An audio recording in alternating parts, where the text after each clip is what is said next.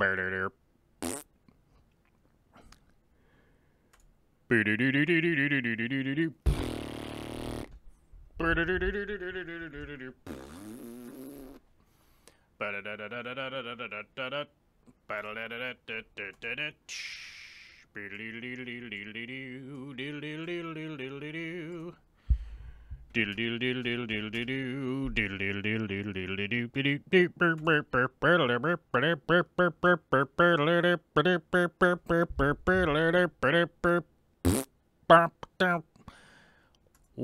up, internet? What up?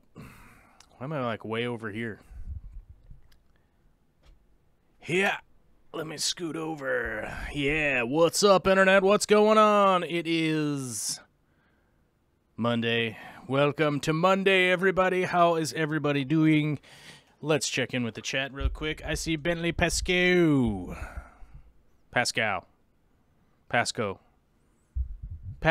like the city. Yes, I got to remember that. Bentley Pasco, Nathan Kotas, David Gilkinson, Big D Smoke, Michael Sarr, Dreams of Aquariums, Ricardo Santiago, It's Nature Man, Robert the Butcher, Alana Suki, Alyssa Bentley, Coombs Aquatics, JD, Jake D, 663, David Allen, Melissa Blue, and congratulations to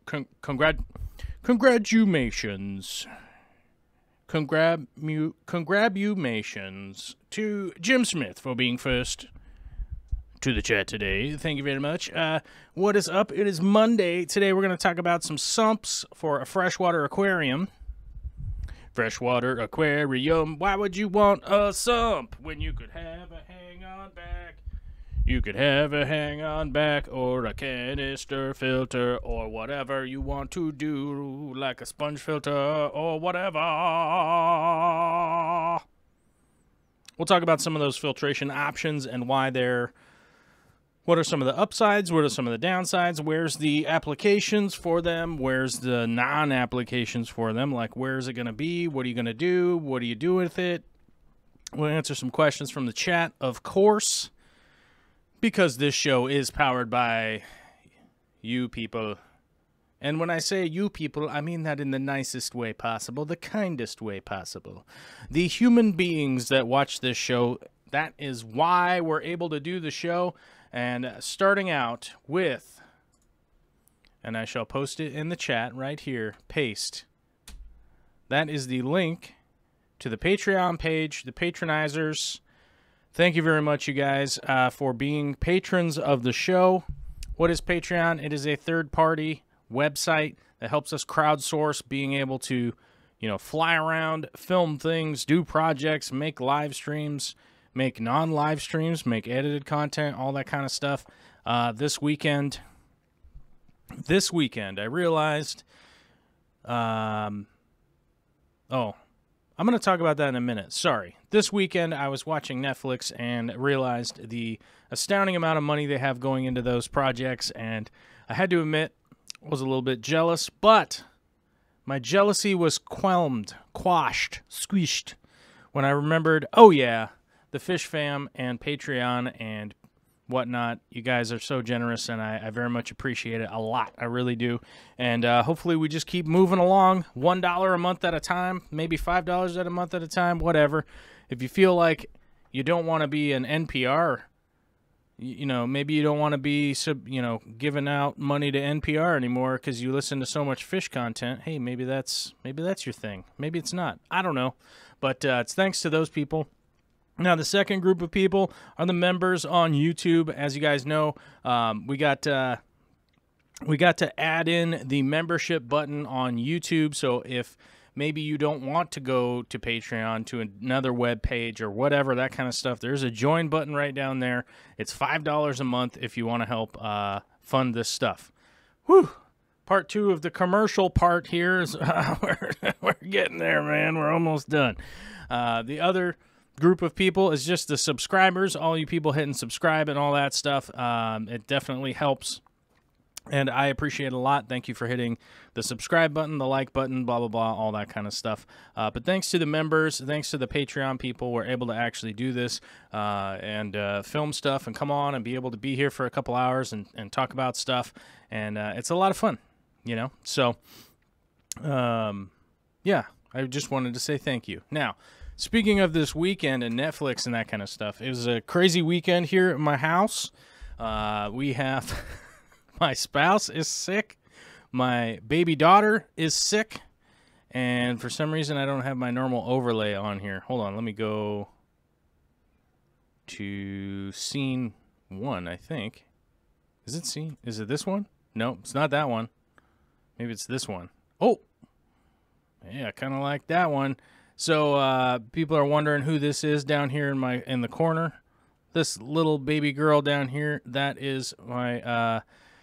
10-month-old daughter who had the flu all weekend and the boogers and the coughing and the not sleeping and the fever and the and I do have to admit that there was a couple of stressful moments with baby temperature was kind of freaking me out, and I'm not 100% sure. Luckily we have 2 different thermometers. Like one of our thermometers was just giving us these crazy high readings, like 104. And I'm like, okay, if I know anything about fever, that means you got to go to the ER. So we used a different, we used a different thermometer, different verification. So I think she was only at like 101.9 realistically, but that's still pretty high. We were able to get that back down. She's feeling much better today, but it was an extremely busy weekend with the baby being sick, and with Victoria being sick, and myself. I am not even 100% sure whether I'm sick or not. I probably am. I'm just kind of one of those people that's like, I don't have time. But I will admit I have some symptoms, so maybe I am sick. Who knows? But either way, I'm the new version of the Dark Crystal, which I thought was incredible. Like, I really... enjoyed it. It's kind of dark for the youngsters, so we're kind of just watching it when Olivia was napping. And I do have to admit, the millions and millions and millions of dollars of production that went into that, which I was talking about earlier, I was a little bit jealous when you just realize like hundreds of millions of dollars to go into that, and then you watch it on Netflix for, what is it, $10 a month or $12 a month or something? So it just definitely is one of those things that's it's one of those things that's pretty interesting. Just thinking about that and realizing that we watched the making of after the fact, and it was very interesting because there was just a lot of people that I think they just started out like doing a thing, and they were doing a thing. And, I don't want to be one of those people that's like future seeking or future thought or anything like that. But I was trying to take in my own perspective of, when I started YouTube, like I wasn't even a person that was like planning to do YouTube. I literally just started recording some stuff because I was one of those dudes that was on the forums all the time. I was constantly on forums, like answering people's questions, helping people out, like, what's this CO2, what's this, what's that? And then I never really thought I was going to do YouTube realistically at really any given point in time.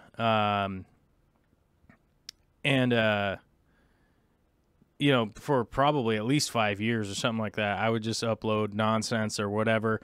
And, over the last couple of years, we've definitely seen some success and everything. And I realized like, hey, everything's just a steady progression. And I think if I just keep going along, doing what I'm doing, and just keep trying to make every incremental improvement that I can, we'll just keep doing better and better. And maybe it'll lead to something. Maybe it won't.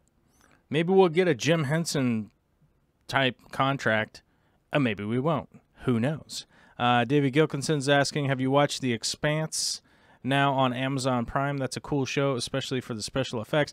I did watch like the first season of The Expanse, and then Amazon sent me a thing the other day that was like, hey, The Expanse is on here, and I haven't had time to watch it. You know, I'm one of those people that gets up at 5 in the morning, so I start work early in the morning, and then typically Victoria and myself, like around 8 o'clock, we watch like a TV show. We'll probably watch like a TV show up till like 9:30 or something like that, and then go to bed. So people ask me like why I've seen so many shows. It's just because, like, you know, if you watch shows with like no commercials or whatever, like we could easily watch like 2 shows tonight, right? Like if they're 2 45-minute episodes or whatever. So that's how I've seen so much stuff. But The Expanse is on my list to check out, so I will definitely do that. Big D Smokes is just asking, has I never heard anyone say got rained out? I used to get rained out sometimes if we didn't cover for masonry work.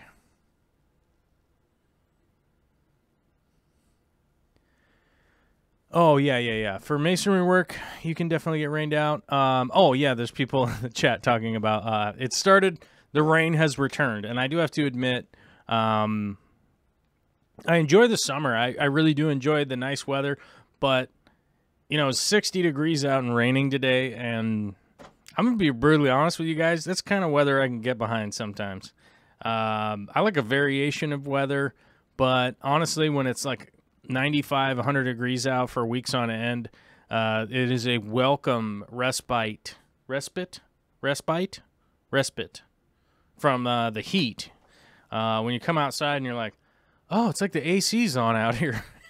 You know, our lawn's all fried and dead.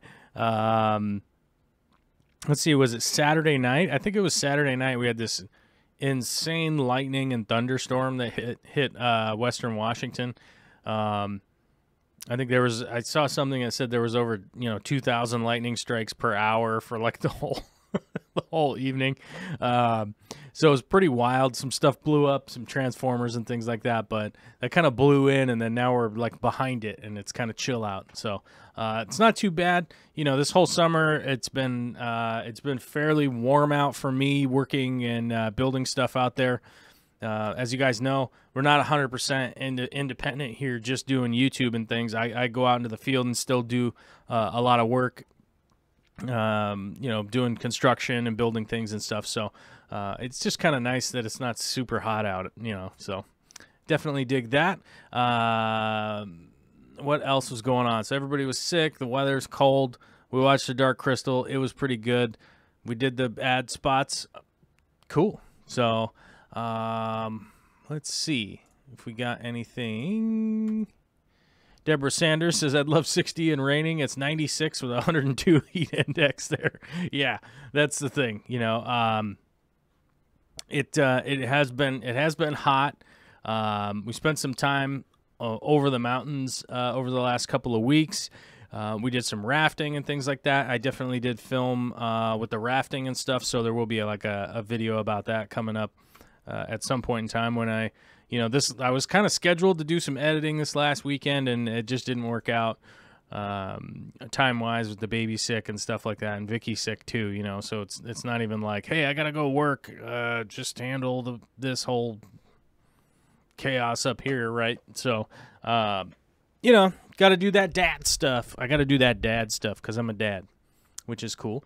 One thing I wanted to mention, if people haven't been watching the show and haven't heard, because it's definitely possible, because there's only 60 people watching, and that seems to be the normal now. We used to be between 150 and 200 people watching, so I don't know, maybe I just have driven a whole bunch of people crazy and they don't want to watch anymore or whatever.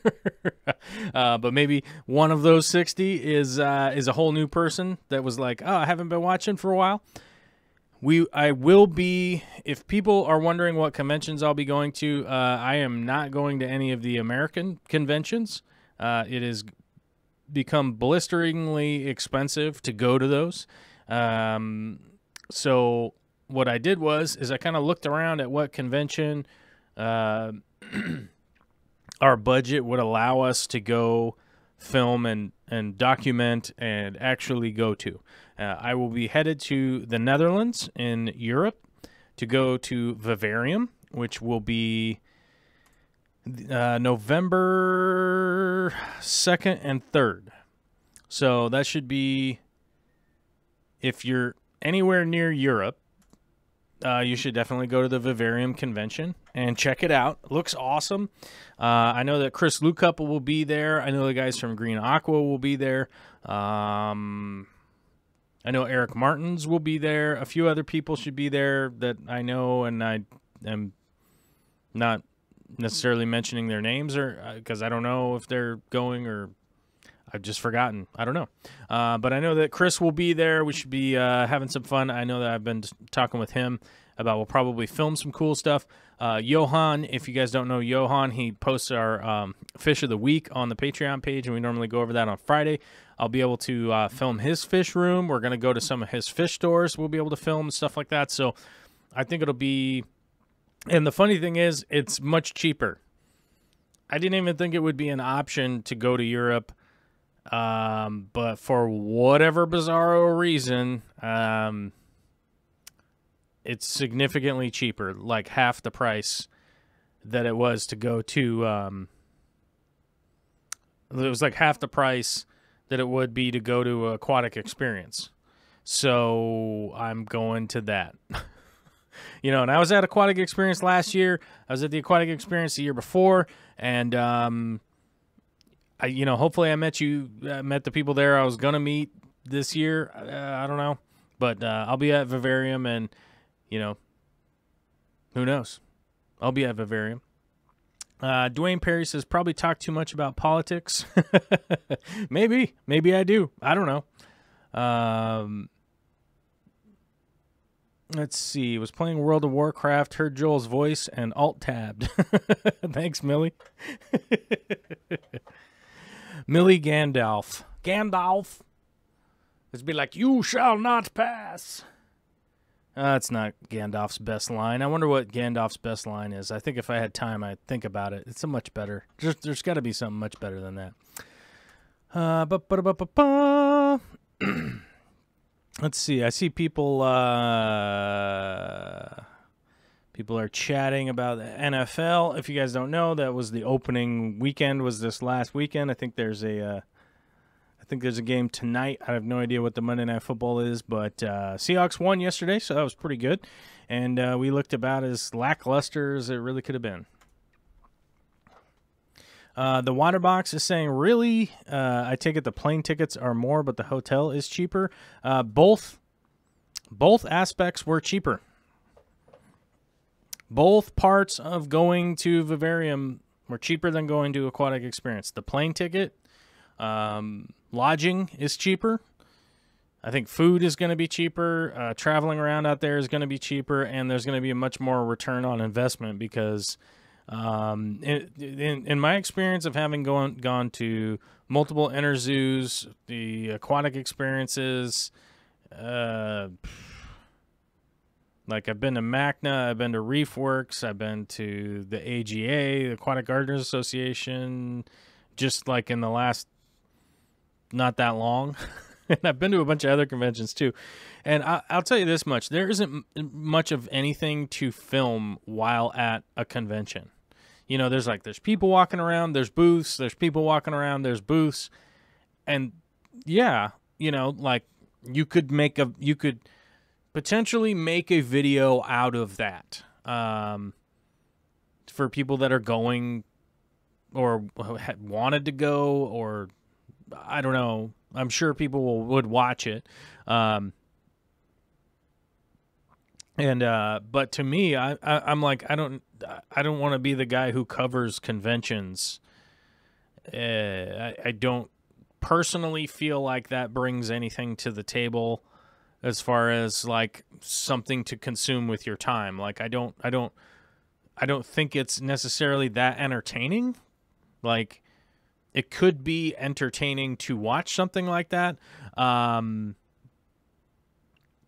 It might be entertaining for some people to watch some of that stuff, but to me, I just don't find it that entertaining. It's not educational. And I don't necessarily find it to be like wow, look at the visual effects of people walking around. You know? So, and Coombs Aquatics was asking, just said, Joel, we need to figure out a way for you to come to Canada. I do plan on going to Canada at some point in time. You know, I do plan on going to Canada at some point in time, and that should probably happen. And from what I've checked on, all signs point towards I'm allowed to go to Canada now, which I was not allowed to go to Canada previously. The government of Canada was like, yeah, we don't want you riffraff around here because of my checkered past. Which, hey, checkered past aside, you guys, I've been sober for 5 years and 5 months.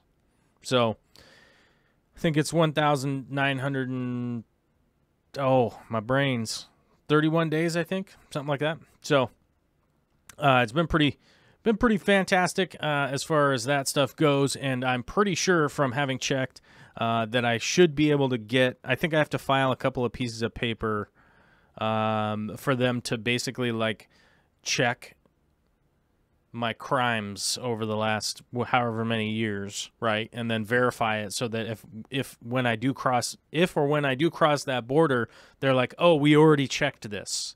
I think that's the biggest thing, because I already had that stuff hanging, all the crime nonsense hanging. And then if I basically like drove up to the border, which is how every time I've been to Canada, I've flown into Canada a couple of times, but every time I've just driven over the border, because I live up pretty north. It's basically like 2.5 hour drive and be in Canada. But I think if you just drive up there and you're like, hey buddy, what's up? I'm coming to Canada. They're like, dude, you didn't call ahead, bro. You can't get in here. You can't get in to this country. Because, I grew up in an area where I would say that sort of the opinion around where I grew up here, that Canada was just like a part of America, sort of, in a way. You know what I mean? Like, I think a lot of people that I grew up with would go up to Canada and create a bunch of nonsense up there because they just basically didn't really think that it was another country, even though it is another country, and I don't think that's a good thing or a good way that anybody should operate, but that's just kind of how it was with the people that I grew up with, that you just go up there and party and do all sorts of crazy stuff because it's like, oh, it's just Canada. What are you going to do? I don't condone that, and I don't think that that's anything that people should be doing, but yeah, that's just kind of how it was. I've been to Canada a bunch of times. And as a matter of fact, I think not just this last weekend, but the weekend before, I was actually talking with our business advisor, our financial advisor man. Financial advisor man! He's got a shirt and some pants and a tie and stuff and a computer that he writes in. Ooh la la. I don't know. I'm just thinking that would be kind of a fun character to do a sketch with. Financial advisor man. He probably wears his underwear on the outside of his pants like a superhero, right? But anyhow, I was recounting some of the stories having gone up to Canada and, getting in trouble. And I was like, oh yeah, we used to go up there all the time. But I love all my brothers and sisters up to the Northland. And I would love to go up there and check some stuff out. I would love to go back to Vancouver. It's been a long time since I've been up there. And I'm not 100% sure which other cities I'd really want to go to. Like, I'm not, so I feel like if there's some kind of crazy fish event or planted aquarium stuff, I mean, I do know that, Tropica, right? I think Tropica has, they have some big new plant warehouses up there somewhere in Canada. I was talking to a Kyle a while ago, and he was like, yeah, come out and film at the greenhouses. And I was literally asking him what like, what could we film? And it turned out like not that much. I was like, what exactly do you want me to come up and film if there's not really anything for me to film? Because a lot of their stuff is proprietary, which is fine, you know, and I expect most companies are that way about a lot of things. The,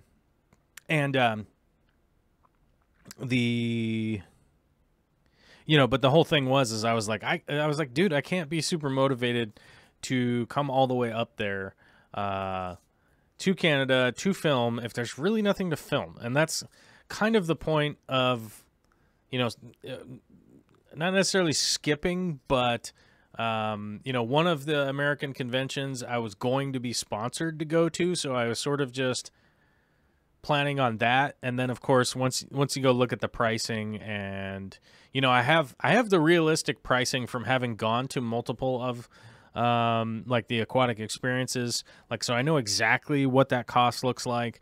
So it's pretty easy for me to go back and be like, okay, how much did this cost? This was that, you know, go look at the inflated prices from even just last year. And, it's kind of difficult to go, you know, to an area that is a convention area, you know, like the hotels are more expensive. You know, catching a cab is more expensive. Getting around is more expensive. You know, last time I flew into Chicago, I was super lucky because Eric Gone Mad came to pick me up from the airport, and going to the convention was like, it's in Schaumburg. It was in Schaumburg, Illinois. Is that right? Chicago, Illinois, right? Come on, Illinois, girls, rock the boys. Isn't that how that goes? And get Illinois. Oh, yeah. I can't do hair metal. Sorry. It's intense. I know. But, you know, to get out to the convention was like an hour-long drive, and I don't even know what to tell anybody about that. But if you have to take that cab, I have no idea how much that would have been. Like $150, like $200, $300. I don't know. Well, let me think here. I think the longest cab ride I ever took was $90, I think. And that might have been an hour. So, but I think that was a lot of wait time and not like driving super fast. I think that was just like a ton of wait time. I don't know. But yeah, I mean, if it had just been like, oh, I land at O'Hare and then have to take a cab out to Schaumburg, you know, I don't know how much that cab is, but if it's like from my house to the airport here, the Uber is like $50, I think. 55? I think it was like 55 or yeah, it was like $55. So I don't take the Uber from my house anymore because parking near the airport is cheaper than that. Even though it's super expensive to park near the airport, it's cheaper than taking an Uber from here. So it's like I just include like $100 in my travel cost because I have to park my car. So, and to me, it's just much more convenient to like have my car when I land, you know, especially when you get in from like Europe or whatever. You're like super tired. You don't want to be dealing with nonsense. You don't have to be waiting around for an Uber to show up because there's some kind of traffic jam, you know, that kind of stuff. So I find it way easier just to get there, grab the shuttle over to the parking lot. You can hang out in your car for a minute, just kind of decompress, blah, blah, blah, and then drive home. Listen to whatever you want to listen to. Get the windows, roll the windows down. Some of that fresh sea air. You know what I'm saying?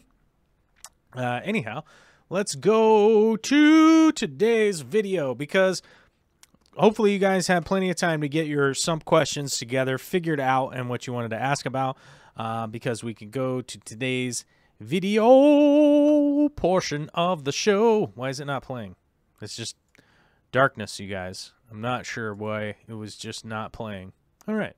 So, as you guys can see me in the background there, messing around in one of my sumps. So, today we have some video from 2 of the sumps. I have to admit, it's not super polished. I basically was out there doing maintenance and just kind of plopped one of the cameras up there so that we would have something to talk about. People could ask, hey, what's up with chamber 1, 2, 3, 4, you know, that kind of stuff, and what maybe they would want to put in them, and like, why is chamber 3 like pretty much empty? It's just got some floating plants in it and that kind of stuff. So pardon me for that. It's not like the shiniest video in the background that you've ever seen, and it may or may not be a little bit dark, so let me know if I need to brighten it up so you guys can see a little bit better, because it's hard for me to tell through my software and then looking at the preview and whatnot. I'm not sure how it's probably, most of you are watching on cell phones, so let me know if I've got to brighten it up or anything like that. This sump right here is off of my 240-gallon aquarium, which is that 8-footer that none of you have seen in a really long time, and there's a good reason for that.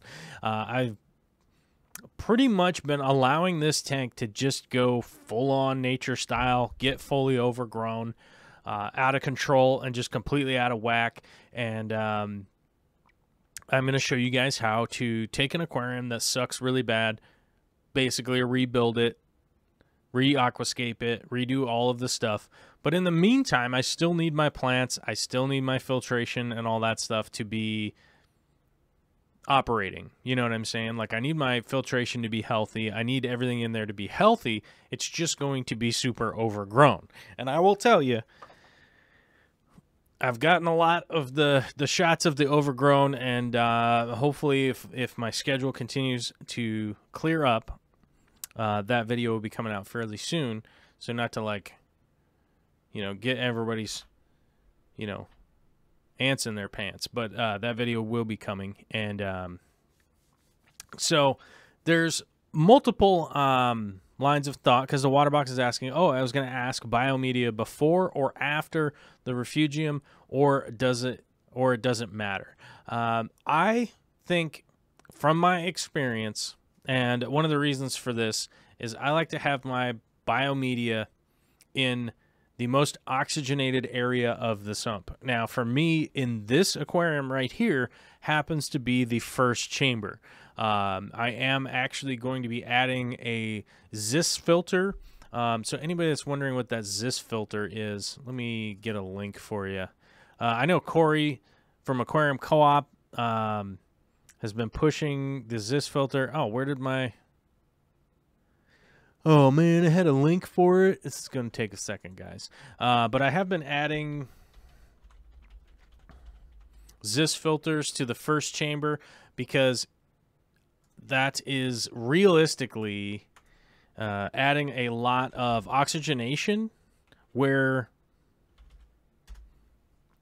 I want it in the first chamber. If I have an overflow that is not adding any oxygen. So all of my other aquariums, the overflows, right, are, you know, stopped down to the fact that there's no air going through them. So they're completely silent. They're completely siphoning, right?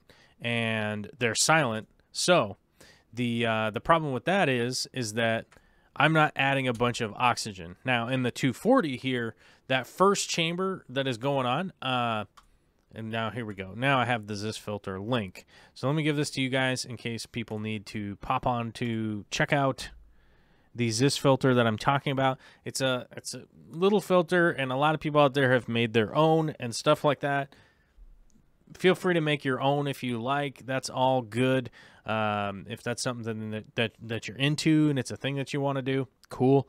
I don't find it to be a useful... Whoops. I clicked the wrong button. Sorry about that. Where was the video? Is it not working now? Silly me. Sorry about that. We have to restart that video a little bit. Okay, so that you can make your own Zis filter or whatever if you want. That's all good. But for me, it's just kind of a waste of time, realistically. Considering all of the parts, once you acquire all the parts, and if they're the actual parts, you kind of break even. and then you still have to make the thing, because you're going to spend $20 on the airline, the K1 media, whatever container you're putting it in. To make one, you're going to need some sponge. You're going to need some other stuff. You're going to easily spend $20. The thing's $25.99, and it has all that stuff, and it's ready to go, and it fits, and you just plug it into an airline and stick it in there, basically. So I'm finding that to be just a fantastic addition to the first chamber on my sumps that actually have a siphon overflow that aren't oxygenating. The oxygenation, why I find that to be important, is it really increases the ability for your biomedia to maintain a cycled aquarium. You need to have the nitrogen cycle happening within your aquarium in order to halt having ammonia or nitrite within the water column. Ammonia and nitrite are toxic to snails, fish, shrimp, humans, technically, but not really at that concentration. But don't drink it. And those are the things that we want in there. Now, if you had a Planet aquarium that was just plants, I wouldn't worry about a cycle. I wouldn't worry about your beneficial bacteria. I wouldn't even really worry that much about oxygenation, right? Now, the oxygen turnover allows aerobic bacteria to grow and to continue to keep your nitrogen cycle operating. Yes, anoxic filtration does work, but within the human application, we see that anoxic filtration is not being promoted as much anymore in septic systems. So aerobic bacteria was the big deal in the past. Anoxic filtration came out. Now we're finding later down the line that aerating septic systems and stuff like that is back again, because science does shift a little bit. They're starting to realize that, like, oh, the amount of volume that we have, the movement that we have, the septic system things that we got going on, it actually is working out a little bit better for aerobic bacteria to actually get in, break this stuff down, and continue to have a drain field that works properly. The drain field is normally that water runoff that just kind of goes back to Mother Earth. Now, our systems really are sort of like a septic system. Now, I wouldn't get totally out of hand with how, with the analogy that I'm putting there, but remember, your fish, everything's pooping directly in there, right? It really is one of those. It's an analogy that kind of turns people off, but your fish, your shrimp, all that stuff is pooping in there. Plus the food that you put in there is breaking down. It's becoming waste, that kind of stuff. We want to process that. We want to process that stuff in a way that works. And the Zis filter in that first chamber is adding the oxygen, that K1 media that's moving inside there, and the biorings that I have in there, all in that first chamber, are realistically just giving that boost to the rest of the system. It'll seed stuff around. My bacteria will, the amount of bacteria that's in there will rise and fall, depending on how much waste there is and whatnot, temperature, all that kind of stuff. But it keeps the tank safe for, my fish and stuff, which is the main thing. Nitrate, on the other hand, isn't that toxic until you get up to a really high level of it. So as you guys know, I do dose Easy Green, Easy Iron into my system. And by the way, if you guys do actually use an aquarium co-op link down below, if you were to go buy fertilizer or any of that kind of stuff, it does give us a little bit of a kickback. It's a bit of one of our sponsorship. It's basically the only sponsorship that we have that's not just humans contributing, right? It's basically the only business that sponsors this channel. That's just pretty much where we're at this point. And we do get a commission if you guys go there, so heads up on that. And just to let you guys know, that's what's going on. If you don't want to use our affiliate link, that's fine. It doesn't change the price if you don't use it, though. So that's just a heads up. You're not going to save $5 or anything like that. And it's not going to go up or down. Oh, speaking of aquarium co-op, I see Koopy McCorbyton in the chat. He says Burger King tacos are pretty much the worst taco available, but it seems like potential. Just needs aquarium co-op R&D. I mean, I guess we could go try them. I'm going to be brutally honest with you guys. I had diarrhea the other day, so I don't know if I really want to sign up for it in the future. But if we want to start a taco project, we could start a taco project. I was a professional chef for many, many years, classically trained, on-the-job kind of guy over here. And we could definitely do some taco stuff if we want to, start making our own tortillas and getting some legit stuff. We could make like the most difficult tacos to make for your average person. I think that's what we should do. We should just do like the super difficult tacos to make, like tacos de lengua or something like that, and make our own tortillas and all that stuff.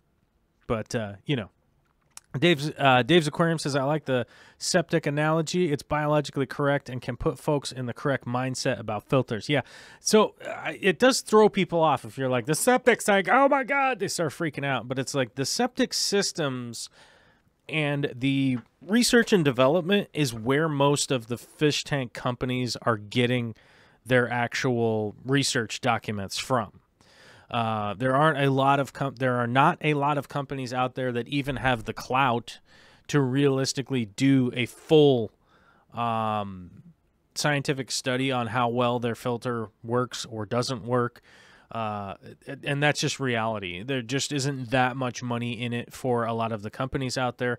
There's a couple of really large companies out there, like Hagen would be a good example, that they have done some studies, but they're realistically just more in the development of new products and not necessarily, finding these real like niche avenues of like, this is a little bit more beneficial. This is a little bit more beneficial. Oops, this is detrimental. What's going on with this temperature? What's with this? What's with that? Whereas septic companies, there is a lot of research and development in the septic systems that are going on. So there's a lot of papers that you could read. There's a lot of things that you could look into. They are water-based. They are essentially processing waste, just like we are in our aquariums here. Now, it's much nicer for us to have a beautiful aquascaped aquarium with a ton of plants in it and things like that versus a septic system. I think that kind of goes without saying, even though I did say it, but it's much nicer to have a beautiful aquarium instead of, just a septic system where you're processing fish waste, right? Now, what I'd like to illustrate for you guys is just kind of how easy it is to actually operate and do the maintenance on a sump like this. You guys can see this in sort of time-lapse sped up motion, and this is after realistically too long and not doing maintenance on it. This is sort of just like, oh man, I got to do a bunch of work on this, and the reality is it's probably about 15 minutes to do most of the maintenance on this, to get my excess plants that are out down here, to replace the filter material. I kind of had to peel back some hair algae and things like that are going on.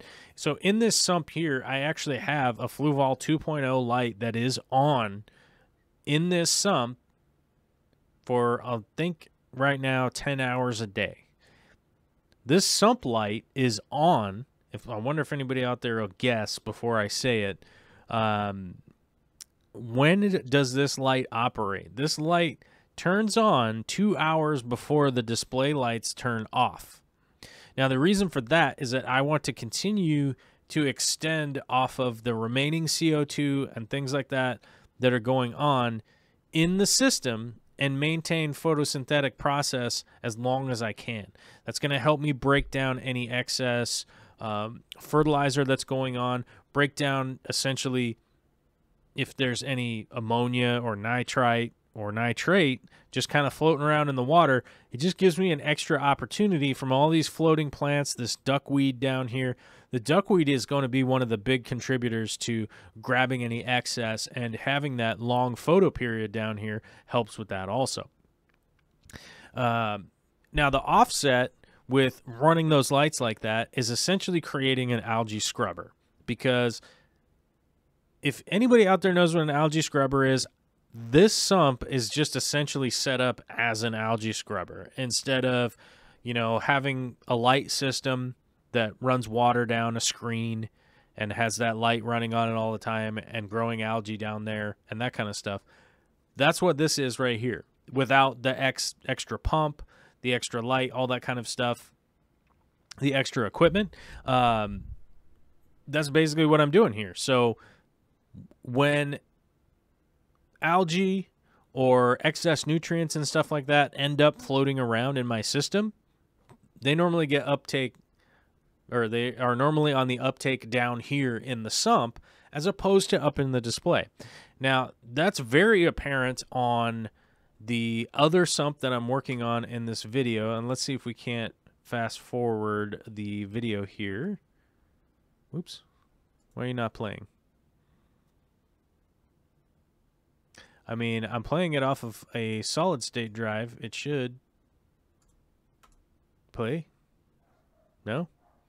Fine. How about stop, and then I'll cue it up and hit play. Wow, I wonder if anybody can hear the dogs out there just going bananas. Why is this not playing? Jump to the spot I want you to jump to. Huh. Why is it not doing that? I don't know. It just keeps going back to the beginning. Unfinished, how about nothing? How about that? Does it work from here? Well, sorry guys, I wanted to... I wanted to play this from a spot, and I don't know why it's not... It's only playing from the beginning. Okay. Well, that's... reset. Super duper weird. So sorry about that, guys, but hopefully you can... you know, maybe we can get to that spot where it's on the other sump, and hopefully it'll work there. Yeah. And now this thing is alerting me of something. What happened? Okay. All right. Relax, software, everything's fine. I just wanted to play the video from a different spot, but there. Okay. So, we got well, anyhow, what was I talking about? I just wanted to jump the video, and I couldn't do that. I was talking about the 150-gallon. You guys will see a lot more in the 150-gallon sump, just how much, like, guppy grass, duckweed, all that stuff that's growing down in that sump right there is actually aiding in keeping the display tank up above from essentially just turning into an algae bloom, because I'm able to dose excess fertilizers, I'm able to utilize some extra CO2, things like that, and the system just stays healthy. And the reason for that is I have those really fast growing plants that are able to just pick up from the water column, and the lights come on after the display tank lights are on. So we ultimately end up with, I believe, and I might be wrong, I might have to double check my math here, but we end up with a light cycle that is about 16 hours long and then 8 hours off. So we still get the full siesta period for each, the sump individually and the display tank up above, but the water column is going to be affected conversely from what it normally is. Instead of 18 hours, or sorry, instead of 16 hours of darkness and 8 hours of light, we're going 16 hours of light versus 8 hours of darkness. Now, that's plenty of time for the, essentially the water column to recover, gas off, as the plants can gas off oxygen and allow oxygen to go back into the water. And do remember that plant respiration is essentially a net zero. We add CO2 to the water column. That allows the plants to photosynthesize quite rapidly. It's not necessarily steroids. I think a lot of people get confused about CO2 into their water column and kind of go like, well, the plants are on steroids. It's not really that the plants are on steroids. It's that the plants they're readily available to have carbohydrate from the photosynthetic process all the time. So, they always has that quick burning energy available to continue to grow and make modifications to itself as it needs. So you would think like when the plant needs to adapt and you're allowing when you're allowing the plant to uptake at all times, it's essentially like just always having carbohydrates available for the plant to uptake and make an adaptation. Like maybe a plant needs to convert some of its leaves because one of your lights broke or burned out, or you changed the light cycle or something like that. And there's a thing that you may need to do or not need to do with it, right? But the plant can just do it on its own because it always has that quick burning energy instead of constantly being, always trying to use 100% of, it's like stored energy and stuff. So that kind of makes sense. It's sort of like, a marathon racer, whether or not a marathon racer has the sprint at the end kind of deal. Alana Suki says, Burger King has tacos? Yep, $1. Ew. I don't know. I like Burger King. I just feel like every time I've been to Burger King, like I get the old burger instead of like they just made one. Like fresh Burger King is super good, but if it's been like sitting under the heat lamp for an hour or whatever, it's just not. I'm not excited. Coombs Aquatic says, I wonder if I can turn my Eheim canister into an algae scrubber as I use it more for flow rather than biofiltration. Yeah, Coombs, that's a great idea. And I've done that in the past, not with an Eheim filter, but I used to do that with Rena filters in the past. It's got that clear plastic on it. So we basically would just wrap that thing in light. We basically would just wrap it in light. Nowadays with the LED technology, it would be much easier for you to get some PAR 38 bulbs and then be able to do that. Let me get you a link for one of those. PAR 38, 65, 100. This is pretty much the jammy that you're looking for. E26, 5000. No. Do. Let's see if we got some prices here. 27 or 21. Oh, here we go. Here's a fully enclosed one that will do basically what you want it to do. And let's double check. So 1600 lumens. That's pretty decent for what you're looking for. It's only using 20 watts of power. It's enclosed, so probably don't have to worry about getting water on the front of it too much. Yeah, I think that's probably the best option that I can find within the time frame allotted here. So let me get you a link for that. And by the way, yes, if you guys are buying stuff from Amazon, please use our Amazon link. I know that it always sounds like I'm like pitching people on money stuff, and I don't want to have anything to do with money. I really don't. It just boils down to being able to do projects and like do this stuff, so a lot of the products that I get, that I test, I get them through Amazon or like Aquarium Co-op. So those are like kind of the two places that I get all the products that I'm able to utilize. So,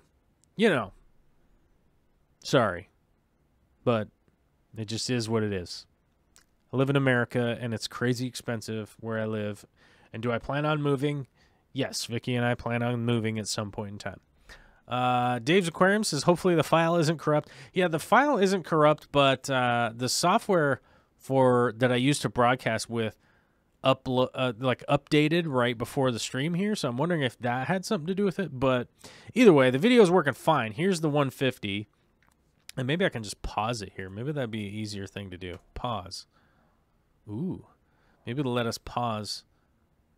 And then we can... No! Well, it's just going to stay paused, I guess. Okay. Well, either way, what I was trying to explain was... Yeah, so the 150 right here, you guys can see I replaced the filter media that goes in there. I just buy that stuff in rolls. And that's kind of the reality with having to buy the rolls. It's much more effective than I have the Matten filter that's in there. And let me get the arrow here. You guys, I know you guys are a huge fan of the arrow, and so am I. So here be the arrow. Brah, brah, brah, brah, brah. Arrow, brah, arrow. Oh, man, we got to make it bigger. Yeah. Oh, we love arrows.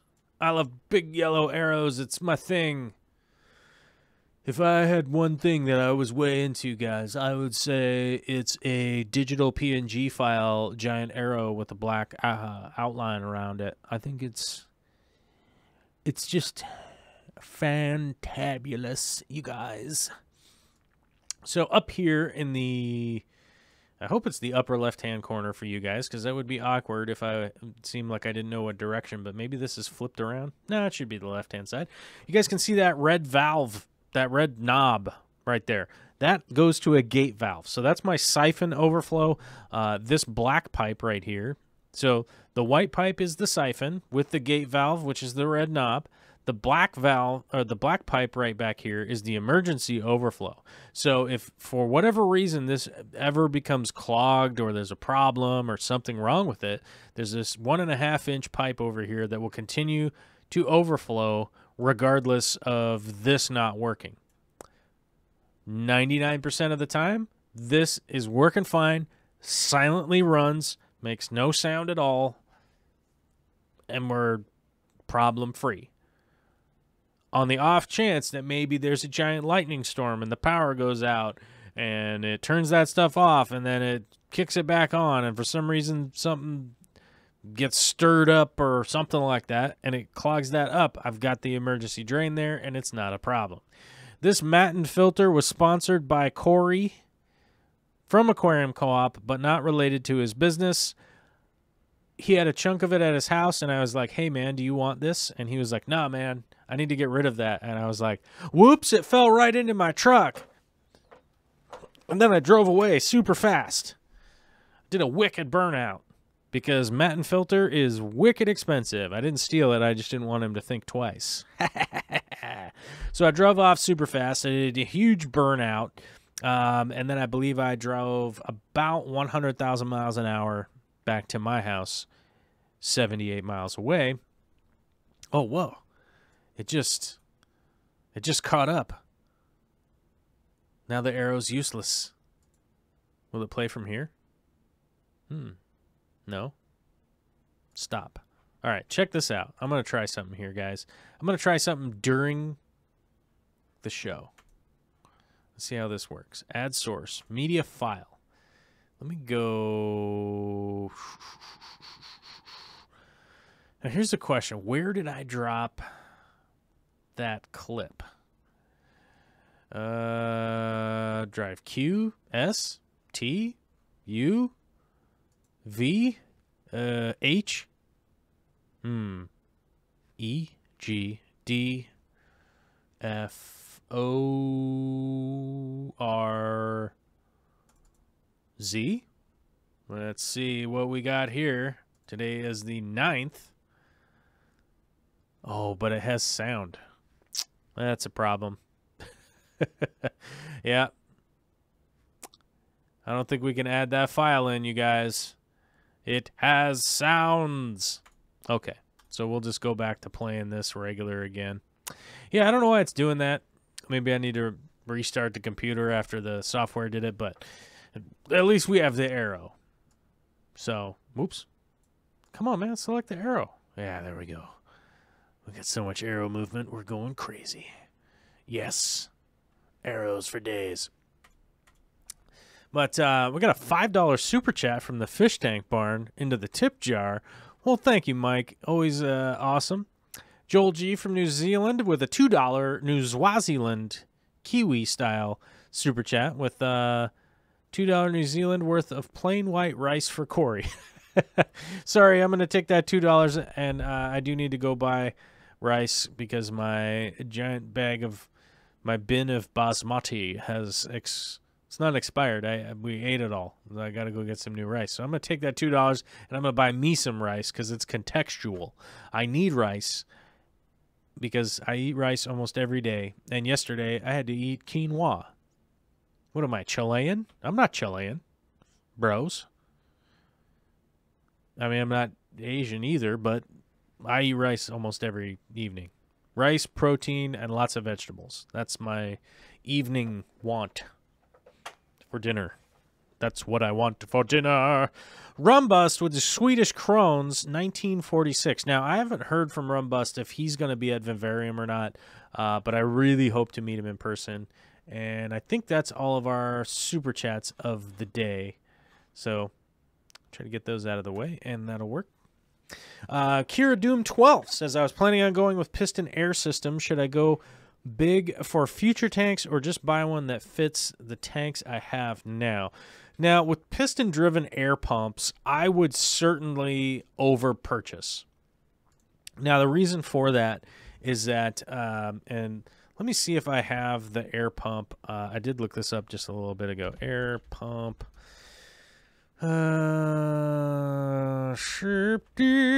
System. So I did look this up just a little while ago. So I should have it in my system. Where did it go? Oh, there it is. Okay. Yeah, here it is right here. Now, the big one right here, I fully admit is $250, and that can seem like a lot to people. But this is a linear piston air pump that works really well and has a pretty good warranty on it to my understanding. And I think this has a good, yeah, so the 120 is 4.24 cubic feet a minute of flow, which I can't remember how many tanks that does, but I think it's like between 25 and 30, I think at least. If I had to guess off the top of my head, it would take me a while to kind of do the math, and doing it during the show is obviously not super entertaining, but yeah, I'm trying to find the warranty though. That's going to be the big deal, is that and one of the big differences between the aquarium companies versus the septic companies, as far as the linear piston air pump, like there's generally a better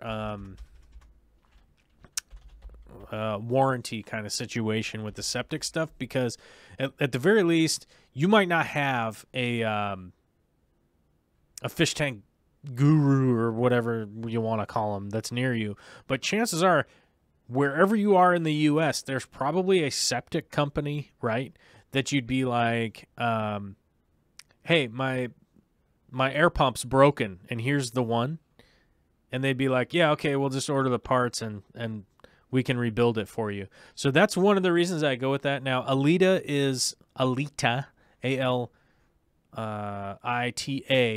is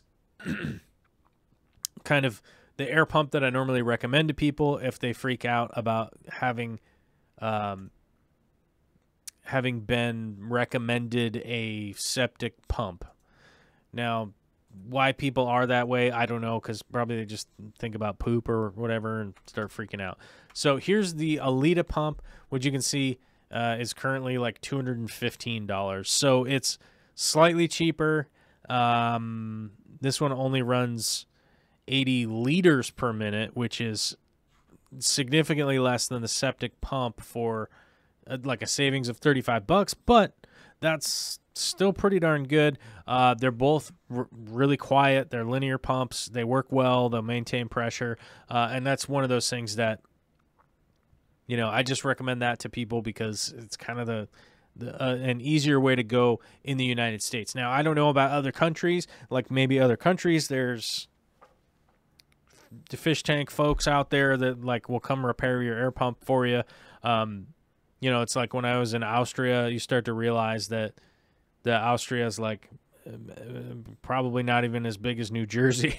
You know, so my perspective's a little bit weird being an American, but you know, that's probably the way to go, in my opinion here, is that you probably will be able to find a plumber or a septic company or something like that that can help you fix that if there's something wrong with it. And the warranty is normally a lot better.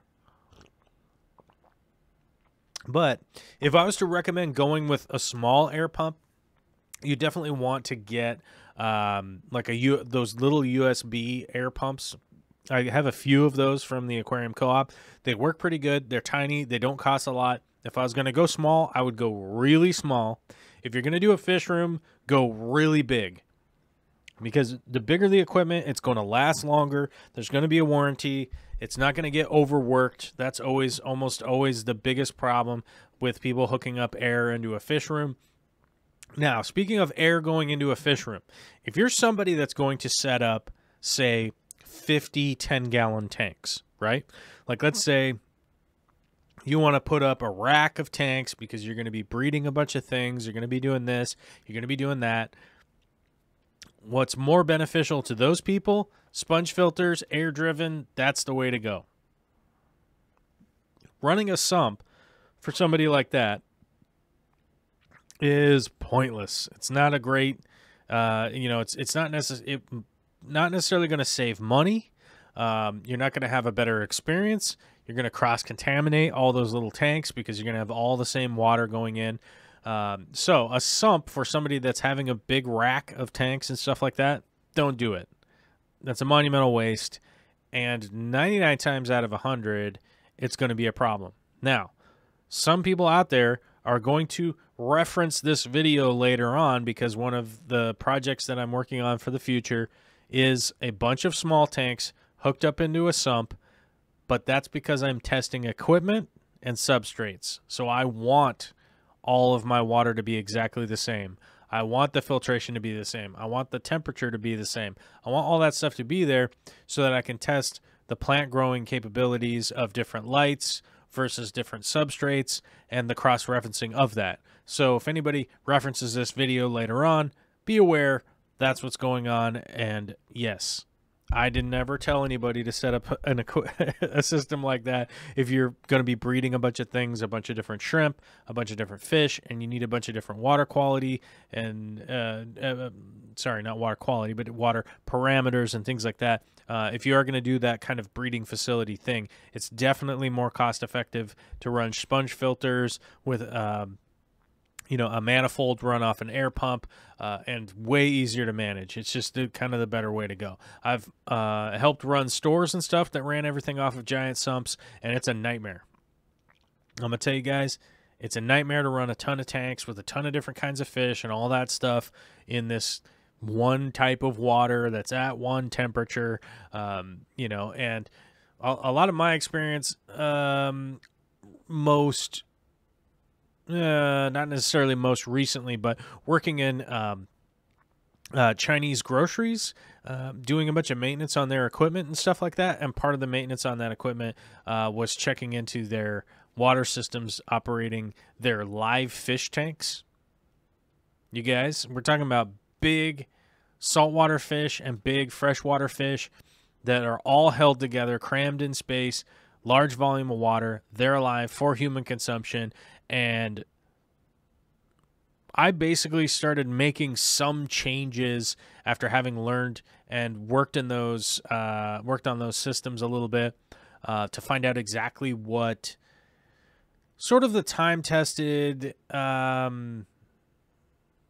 options that were available from people that were reliant on it for their income, right? It's definitely a problem sometimes when you know, I'll be clicking around YouTube or something like that, and I'll notice that there's some advice out there where I'm like, I don't know, man, that doesn't seem exactly correct, right? And you can cross-reference some of that versus that it may or may not be people that aren't doing it for a living, right? They're just doing it for fun. and their recommendation may or may not be go this route. This is going to work, right? And you're like, I mean, I could see how there's a possibility that that would work, but who's testing this and who's reliant on it? So when it comes to me seeking out advice in person and whatnot from people that I really need to know, I go to the people that are reliant on it for their livelihood, and especially in regards to like handling food for human consumption, because you can't really deviate too far and not, or, you know, and just keep doing what you're doing and be like, oh, well, I just keep all these sick fish here and people keep coming and buying them and eating them. You know, it's like, it's not going to last that long. So I have incorporated a bunch of that stuff into some of my systems because, you know, to be honest with you, a bunch of those guys don't even speak English. So it's sort of just learning from somebody that's sort of translating, and normally the explanation is, well, I did that and all the fish died. You know, and you're like, oh, okay. So you're just, you know, it's not like somebody who's definitely just making up some kind of air quote facts that they read on something. So Darren's asking right here, does removing that amount of bacteria, moss, duckweed, etc. affect the tank water biology? Now, this might knock back the bacteria a little bit within a technical realm. Let me move my head a little bit, and I'll pop myself up here because there's... Actually, I'll put myself down here because I don't think anybody really needs to see my hands moving around that much. But let's put my daughter up here, then we'll move my name over here.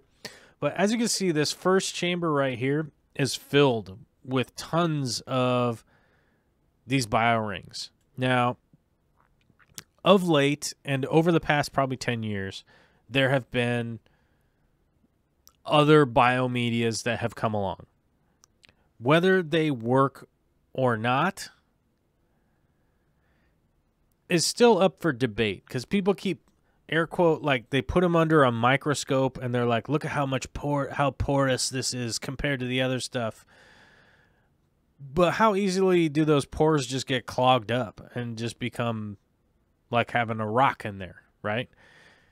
Now, the biomedia itself, this with much larger holes and stuff like that, can get clogged up with stuff and lose its effectiveness. This stuff here is super easy to clean. It's super affordable. It's readily available, and it's not, it's like I said, once again, it's not difficult to clean. It's really easy to clean it. Dump it in a bucket of bleach water and leave it in there for a little while. Spray it out. Let it air dry. Rinse it off. Put it back in your tank. It's pretty easy. So, you know, cleaning something like biohome media, I don't know how to clean that necessarily and be knowing in my mind that it is clean, right? But ceramic media, I've cleaned time and time again. Many, many years I've been cleaning it and just throwing it back in, and it's not a problem. You could potentially boil it if you want. I've done it in hot water and just shooken the crap out of it, then dumped it in the bleach. Basically kills off any bacteria or anything that's in there, unoccupying what's going on. Rinse it out, let it air dry, rinse it out, throw it in. Boom. It's pretty easy. I'd let it air dry typically 72 hours to like a week, you know? Like I don't just leave it sitting out for 5 minutes and go like, oh, it's air dried, it's fine. But that's another one of the reasons why I have so much accumulated, because while I'm decolonizing, right, with this giant piece that I just took out with all that gunk in it and all that bacteria in it, and the new pad that I just put in right here, right? So I just put in this brand new shiny pad that doesn't have any bacteria or anything on it. There actually is a benefit to doing this because I create new space for the bacteria to occupy, which means there's space for it to replicate, there's space for it to continue to reproduce and occupy a new space. It's a 150-gallon aquarium right here and I think this sump is like 48 gallons or something like that. So there's a lot of space. There's a lot of material as far as the substrate. There's a lot of surface area and things like that. So that's one of the big reasons why I go with the sump. You're just not going to kill off all the bacteria just taking some stuff out, replacing some filter floss, those kinds of things. Also with the Metalamat in there, the Metalamat is porous enough and everything, and it's holding enough bacteria on it that I could take this chunk of Metalamat that's right under here and literally throw that into a brand new tank, and within a day or two or whatnot, it'll be that tank will be fully cycled. So that's one of those reasons. And also I have those biorings there that I can cycle a quarantine tank or something like that overnight. It's pretty much just an insta-cycle kind of situation because they have mature bacteria colonies just growing on all this stuff. And whenever I test, I'll see slight variations in nitrate, right? Like I have this much nitrate, I have that much nitrate. I'll see slight variations in pH from time to time, depending on how much CO2 I'm injecting, right, into the water column. The pH will vary a little bit if I'm getting real nitpicky about it. But I never see ammonia showing up. I never see nitrite showing up, and it just continues to operate in a beneficial way. So it's just sort of the time-tested method of just going about it in a positive way that it's not too technical. It's not spending a ton of money. Obviously, it's a little more expensive to set up fancy sumps that are made out of acrylic. That sump right there, the other sump that I have, I bought those off of Craigslist. I just waited until I saw one on Craigslist that looked awesome. And like, I think I got this one for like $50 because somebody just didn't want it anymore. And the other one on the 240 there, I don't even remember how much money it was because it wasn't that much. So I waited and I bought these used. You guys know that on the new 120s, we bought at the retail store, we bought some new sumps, mainly because Vicky was just, she wanted brand new ones. And I was like, no, it's a waste of money.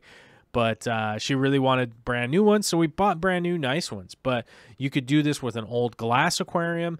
You could probably make your own plywood sump box thing. I've seen a lot of people recently making tanks out of plywood and stuff. It's probably something some of y'all could do. You could probably use like a Rubbermaid tote. There are cheaper ways to do it. And some of the setup costs, like I said, if you're going to buy everything new, yes, it's kind of cost prohibitive. But the reality is that the benefit is there for the average person to just continue operating a really happy system. Ollie H is asking, what do you think about hang-on overflows? Hang-on overflows are 95% of the time why a system that has a sump on it floods the house. Floods the garage, floods the shop, floods whatever. Hang-on back overflows require kicking a siphon into gear that goes up higher than the tank. Like this 240 right here, if the power goes out, turns back on, power goes out, turns back on, power goes out, turns back on, power goes out. If you could do that 100 times in a day, it won't flood. It'll just be back on and running. The worst thing that could happen is that it could be gurgling and making some noise. So, and the other 5% of the time, when you flood because of a sump, it's because you're refilling it like this hose right here. As you guys can see, when I go to do my water change, I have this like long garden hose that now I'm in the way, blocking the view of it. But in the final chamber right here, you can see that hose right there. That's the other 5% of the time that I flood one of my systems. I'll just leave the fill hose on, and I don't have a float valve in there to just turn it off. Which I imagine that someday I'll probably plumb that in. I don't think I have any handy, so I never plumbed any of them in, and I was like, I don't want to spend money. Mainly because, hey, we're fan funded here, which is fine and fantastic. But I'm literally trying to bring you guys new content instead of buying myself convenience things, if that makes Any lick of sense.